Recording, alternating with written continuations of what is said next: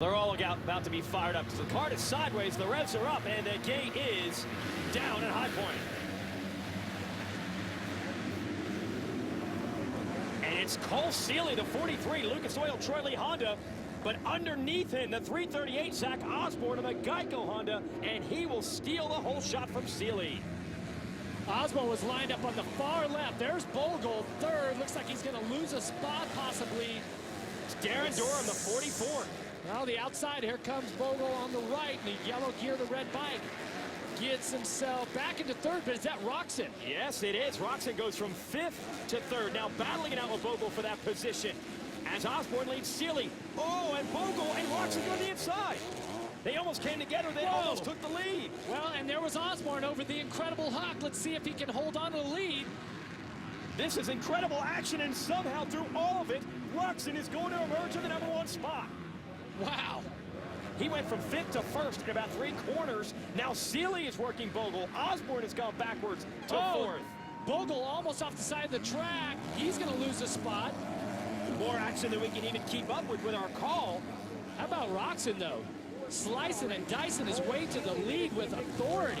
It's the way he did it last week. Didn't get the start, but was quickly up front. And now you got the 25 of Musquin, who's going to work the bottom of the racetrack and go around Bogle. Oh, it just squeezes into the line in front of Bogle. He took a real chance there. If Bogle had just had another, like, half a bike length, he would have been able to just give him a little nudge and push him out of the way. But Musquin riding with a tremendous amount of confidence also. Man, the Geico boys, the 34 of Bogle, the 338 of Osborne, have to be wondering what has happened. They were battling for the lead momentarily, and they've quickly dropped 4th and 5th. That is the 250 class in a nutshell. And now you got Anderson in the 21 and Durham on the 44 right behind them going at it.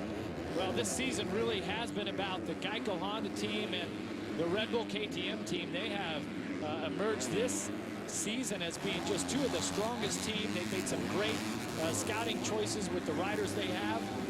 So the race is on, though, so competitive. And who we don't see early on, 17 of Tomac, who won the last moto we raced last week in Tennessee. He is 8th at the end of lap 1, so he's just behind this group. And now Osborne and Anderson and Bogle, Durham just swapping it. Look at the teammates, Osborne and Bogle, with Anderson and Durham right there. Osborne takes it to Bogle. 3 or 4 times they've already passed each other. A lap and a half into this moto. Osborne tries a really tight line there, making it work. It's been great to see him have the success this summer. Bounced the. Uh-oh, look at Bogle, aggressive, and shuts Osborne off. That's going to force him too far to the left here. The second half, the right is a much better line. How many times have these 2 teammates passed each other already? Here comes Anderson on the Rockstar Energy racing rod, trying to get Osborne. Well, when you battle with your teammate like that, surely makes it interesting when you come in from the moto and you're making a sandwich in between first and second moto. Conversation seems to stall out. I was in there earlier today. They had a nice plate of cookies. If anything could maybe create some peace there. Yeah, there we go. Now, oh man, they're getting close again. Osborne to the inside of Bogle, almost hit the foot peg, but they've got to go for it because you've got Anderson, Durham, and now Tomac, the 3rd teammate, right behind them. They got to get going. Yeah, it's great to see Bogle after that time off of the injury starting to get back up to speed and get his confidence back. This really is about confidence and believing in yourself. A lot of these top riders, they work hard, but are they able to focus and execute on the weekend? You know, these riders, they ride with a lot of heart. They try hard, but it doesn't all the time come together. So another rider here just is coming over the Lucas Oil finish line. I was going to mention there is Anderson, who sits 6th. You're looking at Musquin right now, who sits 3rd. And just in front of him is Cole Seeley, and Roczen has about a 3-second lead. Here's Seeley on the 43. Lucas Oil Troy Lee Honda. Looked like he had the whole shot, but Osborne snuck underneath him. But Seeley has done a good job with all that action the first 2 or 3 laps, maintaining his position. Yeah, exactly right. It looked like he was going to get swallowed up and get shuffled out of the top 5, but he kept battling, kept trying hard, and got him a nice position right here with Musquin just behind him. Shealy was here a few days ago, got to ride as part of the press day. Every week, 2 of these teams come out to do press for the local media, so he got some, well, didn't actually get laps of the track. It was rained out, so didn't get the advantage that they're usually hoping to get. A good look at the track, right? Yeah, but didn't get to ride it, so no advantage there for him. But at least he got in the spirit of High Point. Okay, here we go. Make a right. Hammer on the throttle. Both riders making the huck. Good battle, and let's send it back down to Aaron with more on Zach Osborne. Aaron?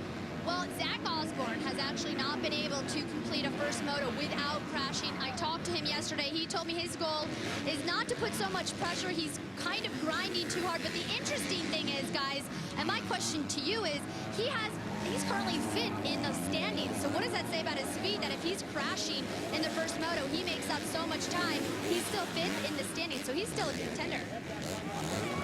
I would agree. Yeah, it's just his determination. See, he rides with a lot of heart, and you have to have success in this class, because right now you see Durham on the green Kawasaki. He's starting to close it up on Anderson. Anderson closing up on Osborne. So these guys have to lay it all on the line here. You can see the track is really fast right now. It's dried out, and most of the track has got 1, maybe 2 good dry lines, as opposed to earlier today in qualifying practice. And then there's Anderson trying to get Osborne. Going to be wheel to wheel at the bottom. Anderson trying to get to the rider's left side of the track. He's Osborne all covers over. it. Yeah. Anderson working hard. Just that section before the finish there, it's just, what was there, about 12 or 13 rollers there. You can have a nice rhythm getting into the turn, but then you just send the Sealy! It's our second place rider just picking himself up now, so he'll go behind Durham. That'll push him to 7th. And Anderson still pushing to get around Osborne. And then just behind that group, it looks like there's another rider in yellow with a red fender. Is that Tomac creeping up? Yes, it is. There he is. It has not been easy to make passes. Anderson has taken several shots at Osborne, hasn't been able to make it happen. You got Durham, he's the hometown hero.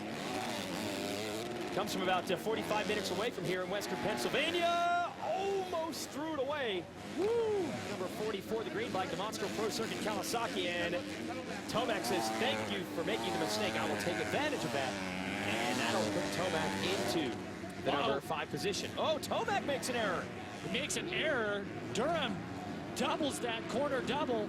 Tomac looked up to make sure he wasn't going to fade wide and land on it. Good racing early in the 250 class. Tomac squares it back up. Almost impossible to keep up with all the passes we've had so far. He's live coverage of a great battle in the 250 class of the Geico High Point National. Be sure to catch an all-new UFC tonight, the official source for news and information on the UFC. That's Tuesday at 10 p.m. Eastern, presented by Dodge Dart. Only right here on Fuel TV. It's been a teammate battle with the Geico Honda folks throughout this one. First you had Osborne, 338. And the 34 of Bogle. Now you have the 17 of Tomac there with them as well. Bring some photographers out and make it a team photo shoot today. You'll get all the shots you need. Boy, Tomac, he is really having to work hard to get past his teammates. I think he made it happen. There he goes. He's got one of them now. Of course, Tomac was a winner here last year with the 2nd and the 1st, took the overall. But right now he's got his work cut out for him. It's going to put him up into 4th. He's been so strong this year, but it's been really interesting how the 2 points leaders, Roxon and Tomac, have really gone back and forth in the motos. Roxon out front, 10-second lead over Musquin right now, and Tomac this time is having to work his way through the pack. Well, you would think that Roxon just got a whole shot and took off, but as we go back and show you this motorcyclesuperstore.com whole shot, Roxon doesn't get a very good jump. In fact, he's back. He doesn't get a good jump. He's in the middle right here. See the 94 right here. Now he gets pushed wide just a little bit. There's Sealy grabbing the whole shot. See Osborne there. You've got Musquin, Bogle, all battling for it. Roxon's going to come by. It was about 1, 2, 3, 4, 5, 6, 7, 8, 9. So about 9th. And quickly, with authority, Roxon went to the lead, and there was Tomac just behind him. So you got to think something happened to Tomac also on that first lap for him to lose so much time and so much track position. Yeah, because you see the kind of speed Tomac has right here. As you look at your whole shot point standings so far. Close, huh?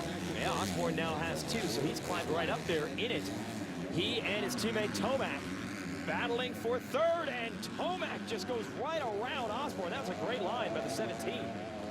Earlier in the moto, we saw Musquin use a similar line there. I believe it was to pass Bogle. Whoa, a little mistake there for Tomac at the top of this hill. This moto playing out quite similar to our first moto a week ago in Tennessee. You got Musquin quietly in 3rd. Tomac working hard to get through traffic. He only made it up to 4th last time. Now he's in the number 3 spot. And your leader is Roczen. Roczen did this a week ago. Didn't get the best starts, but he made passes in a hurry, and he is gone now. So we focus on this. Bogle and Osborne have been side by side for more of this moto. God, they've been behind each other. Wow, he set that up by getting through that finish line turn so clean and actually getting the front wheel over that last roller. Carried some momentum over the finish line. Just in front of him, Tomac, who's on the move, 22 seconds behind Roxon, but only 12 behind Musquin, who's in 2nd. And now we have found old El Chupacabra, your champion, Blake Baggett. And it's usually the halfway mark where the number 1 begins to stir. And that's where we find him. You see the countdown clock at the top of the screen. We'll run 30 minutes and 2 laps. And Baggett on the radar, now challenging Jason Anderson for 6th. Well, and look at the riders just in front of him. There's just a pack of riders, and when you like to see that, when you're trying to work your way through the pack, you love seeing groups of riders because you know that you can pick them all off. Oh, Anderson makes a mistake. Oh, Osborne comes right back at him and knocks him down. Wow, it's like some aggression from Osborne, and that's bad news in the 250. So many riders going to go by now. Anderson's got to try to get the bike into neutral while he's paused on an uphill. Engine's hot, doesn't like to start under these conditions, so going to end up being a terrible result now for the 21. That's going to cost him. That 6th place is definitely. Go back, pulls the tire off, tries to get back on the gas. Now watch right here. Osborne says, okay, well, Anderson comes from the outside, cuts over on him pretty harshly to where he even makes his own mistake. Osborne says, okay, I'm going to cut back to the inside. Pretty aggressive, puts a little bump on him. Osborne goes down and yeah, I'd say that was pretty aggressive. Put Anderson on the ground. I don't know if that's where the line was flowing. Can put him back to 10th, lost 4 positions. That could have been a lot worse. The good news is you look at that countdown clock halfway through this one, so the field is strung out just a bit. That had happened in the opening lap. Anderson would have been in big trouble. And since you're on the halfway mark, I want to remind you that in 15 minutes, you can save 50% or more on car or motorcycle insurance by calling Geico. Here is Seeley trying to take advantage of a good start, but he's getting swallowed up now. Yeah, but look at this. Tomac is 23 seconds behind the leader. You go back to 10th, which is Cunningham. He's 33 seconds, so there's what is that, 7 riders, 8 riders within 10 seconds. And one of them now is the 175 of the rookie Cooper Webb, who just jumped over Seeley. That will put Webb to the number 8 spot on the My Flash Star Yamaha. A lot of buzz about this kid, and you can see why. Spectacular riding like that, and he has his teammate Cunningham on the 38 right with him. Moved his way past a couple of veterans here. The rookie getting the work done. Makes a little mistake, or did he mean to do that? Get into a clear line, I like it. Doubled out in that rhythm section. So Cunningham goes to work on Seeley now. Oh, triples up on there also. I'm telling you, people like what they see out of this kid. Yeah, incredible hump, not a problem. Clean. And he's getting away from these two. Quickly. Absolutely. A little mistake there, feet off the pegs, no problem, shrugs that off. Poor Seeley here had the lead. Day, though. Yeah, it's going to happen, and Seeley was a victim of it. He went down, remember, while running in 2nd, and not able to find the rhythm since then. Now he's trying to cling to the top 10 in 9th, with Cunningham right behind him. Then it'll be Savatgy on the FMF Orange Brigade KTM in 11th. I mean, with this class being so competitive and the riders being so close, so closely matched in lap times, track position, the value of a start is much higher, because if Seeley hadn't fallen down, he could literally be in 4th, let's say, or 3rd, and be putting out the same effort. Yeah, because they're all going about the same speed. Stay with us here at the Geico National at High Point. Ken Roxon leading the way. This Geico High Point National, part of the Lucas Oil Pro Motocross Championship coverage here live on Fuel TV. Now, Ken Roxon has led a lot of laps this year, including everyone so far today at High Point. So you would conclude that he's been nailing his starts, but actually no hole shots this year. This race we saw was about, what, 8th or 9th, rounding turn 1. He passed that many riders before the first lap was over. He's confident, and he's really aggressive with that also. But one thing to me is that he seems like, more physically fit, just brute strength, and that's allowing him to ride definitely a lot looser now. Where last year seemed like he was kind of tight, he was kind of struggling, you seen him laboring. Now he's completely dominating flying. I mean, this turn right there, just so clean through there. Pretty awesome watching a rider, come into their own and see the change from last year to this year and see the results of all of his hard work. Roxon said he really liked the track last week in Tennessee. It had a lot of ruts, obviously a lot of the off-camber corners with the ups and downs. Very similar, actually, to what we see here. Sure, the track very much the same, but today, with the amount of moisture that we had, Mother Nature provided us, earlier today, the track was just so sketchy. The base was so hard-packed, wet, slippery, all this wet, muddy stuff on top. Sun is now peeking out of the clouds, and that's definitely going to dry this track out. There's Musquin in second, and he'll tell you as much as anyone that second is as good as a first, considering we will race twice this afternoon, and you combine both scores to determine an overall winner. He was second in the first moto last week, and then won the overall for the day with a pair of seconds. He followed it up later in the day. If he can do that again, you never know, because the X factor is going to be Eli Tomac's starts. He started well in second motos this year and has won a bunch of them. Hasn't started so well in these first motos. Tomac turning the 2:10. Musquin was a 2:11. He's 6 seconds behind second place right now, so Musquin keeps the pressure on right now. Maybe catches a lap or two, right? He can close it up on Musquin.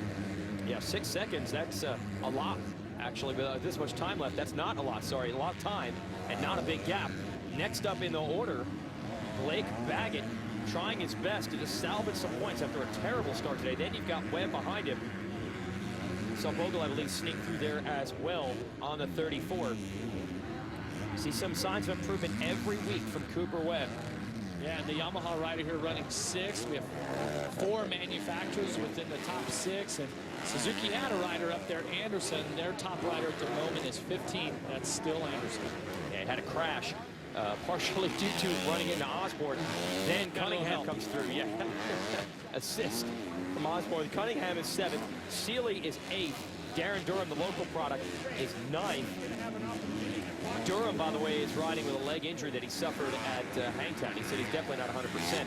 He's trying to do it for the home track folks. Seeley looking for his best ride of the year in this moto. Trying to keep that Lucas Oil Troy Lee Honda in the top 10. And the way this moto has gone, with riders having good moments and bad, consistency pays off. And Durham just trying to survive with that leg injury is still 9th, and that's pretty good. Couldn't even race, actually, 2 weeks ago in Colorado. Then the finishes weren't what he wanted a week ago, but he says it's getting better each time. And here's Osborne. Man, the bottom has fallen out for him. He was battling for a podium at the beginning of this one. Yeah, Osborne turned a 2:15.5 last time around, and there was a lap in there where I believe it was around a 2:22. So he either made a big mistake and went off the track or went down. But he's got company right now. Yeah, Jeremy Martin next in line. So a lot of riders have gone by Osborne in this moto. Cannot be happy about that. Here goes Martin showing him a wheel. Martin drew a pretty good line there on that off-camber. You've seen the line that Osborne took. He had where those ruts start to get blown out and they have a big hook in them. Martin drew a nice curve all the way around there. It's that line that Ryan Dungey used in the first 450 moto. It's outside, but can the 77 of Martin make it work? He's another one of the rookies out here, and he shuts the door on Osborne. I believe this has now officially become a moto that Zach would like to forget about. Wow, and he was so good in the beginning, though. Absolutely. Was battling for the lead the first half a lap, and then was running third for a while. Now you have another rookie, Justin Hill, of the Monster Energy Pro Circuit Kawasaki. It's been kind of how it's gone for Hill so far. just hovering outside of the top 10 so far this season. That's pretty good for a rookie, but as you mentioned a few times, Jeff, when you're on that pro circuit team that has won so much, the standards are very, very high. And another rookie, got Joey Savatgy coming through here on the 176. FMF Orange Brigade KTM, a lot of new blood in the class this year. Yeah, it's, I mean, and Savatgy running 13, 217.3 was his last lap. He's a minute behind the leader, but it's still, the field is so tight here. Other than the 10-second lead that Roxon has over second, the rest of the field is just so compact. So any little mistake, you're going to lose 1, 2, 3 spots instantly. Yeah, tell this guy that's what happened here with Anderson, with Osborne, who ran up front. Seeley, correct? Yeah, one little error in this class. You get a good start, you can hitch a ride, stay with those guys. That's what Anderson was doing. And then Osborne took him down. And now he's trying to work Savatgy over for the number 13 spot. At one point, Anderson was trying to battle for a podium. Yeah, and it is pretty cool what FMF and KTM's Orange Brigade, the program that they were able to put together for Savatgy once the current team that he was on decided to shut their doors. And he's proving it to be a good decision because he has been really competitive, showing a lot of speed, showing a lot of heart at times. And what we can see by the competition here today, it's been a really competitive season here in 250 motocross. Anderson looking for running room around Savatgy, and he can talk to how difficult it is as a rookie. About 3 years ago, Anderson was the hot shot coming out of the Red Bull National at Loretta Lynn's. That's the amateur graduation, essentially, for this sport. The Little League World Series there you go. Motocross, right? And Anderson struggled mightily in that transition to the pro ranks. Now he's come a long way. He's a solid contender every week. Savatgy is trying to learn the ropes. And here they go. A nice line by Anderson to the outside. This worked for Bogle earlier, passing his teammate, but doesn't look like it's going to happen this time. So number 40, Davalos out of Ecuador, is the next rider if these two get together. Wants to take advantage. Beautiful move by Anderson. Wow, where did he find that line? Steals the spot right there, and you were mentioned just behind them. Davalos on the Kawasaki, and this field is just so stacked. So Anderson trying to recover from a fall earlier. He's up to 12th. He has Hill in front of him, and then that's the top 10.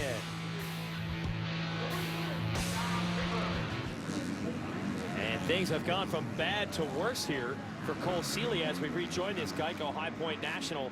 Remember, he was up front early, had a fall, got back up, was running about 9th, and then goes down. It's going to be okay here. Dr. Ryman there at the Ascaris Medical Center, tending to him, making sure he's all right. Good to see Seeley headed back to the bike, although he's not going to score any points in this moto. You just saw Eli Tomac go by in the 17. He's got the gap that Marvin Musquin had on him down to just 2 seconds. I don't know if there'll be time with 2 laps to go. But some lap traffic here. There's Tomac in the 17, trying to catch Musquin, who will be the next rider on the track.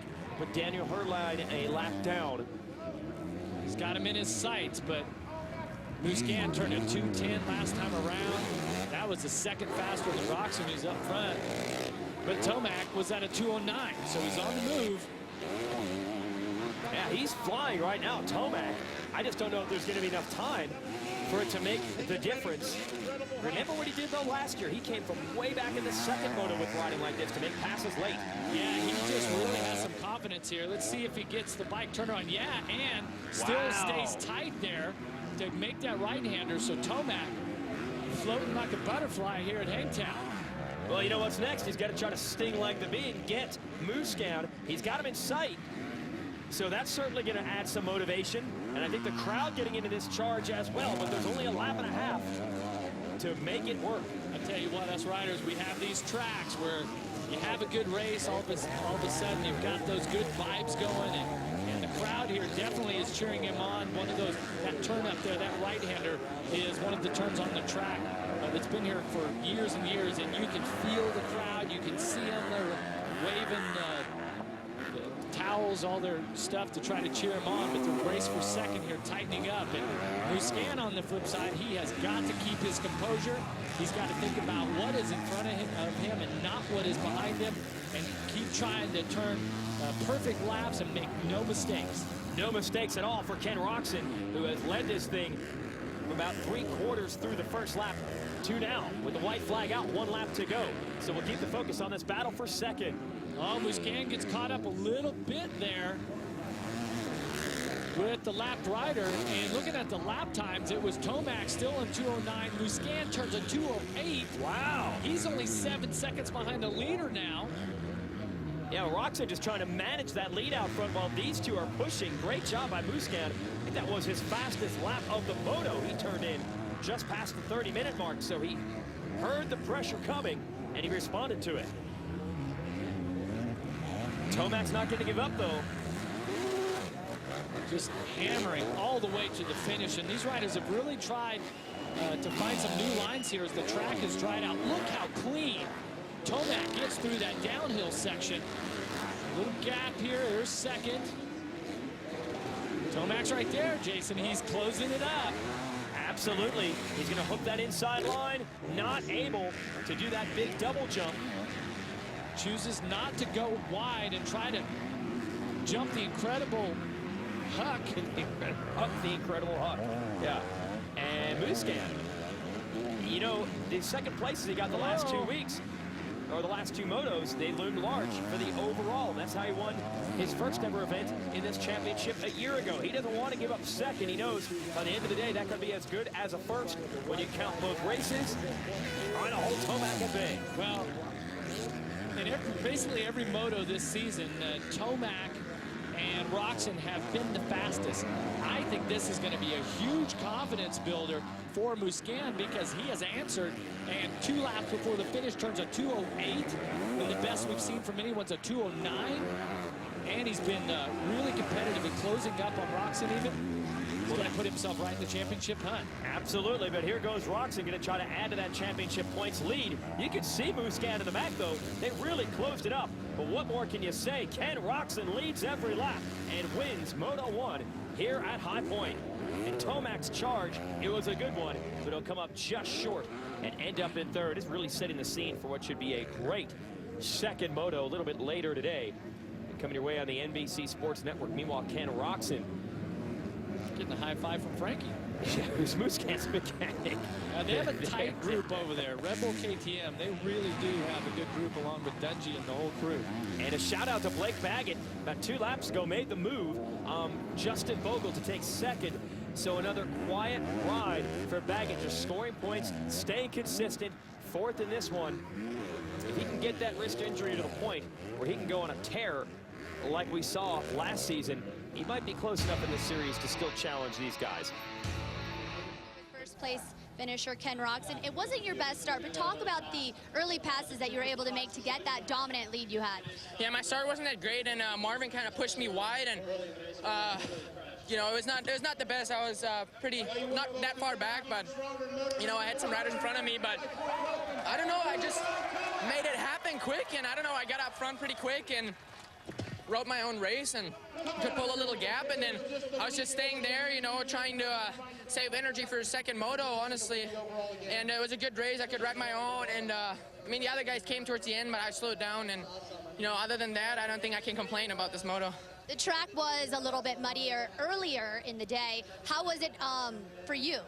I liked it. I liked it also in practice. You know, it was a little muddy and rutted, but track's really technical also now. It dried up a lot, but the ruts are still pretty crazy, but that suits me well, and I don't know, I had a lot of fun out there. All right, thanks a lot, Ken. Thanks a lot, Jason. Marvin, you secured the 2 spot, but not without Eli Tomac hot on your heels. Did you feel him behind you, giving you a lot of pressure?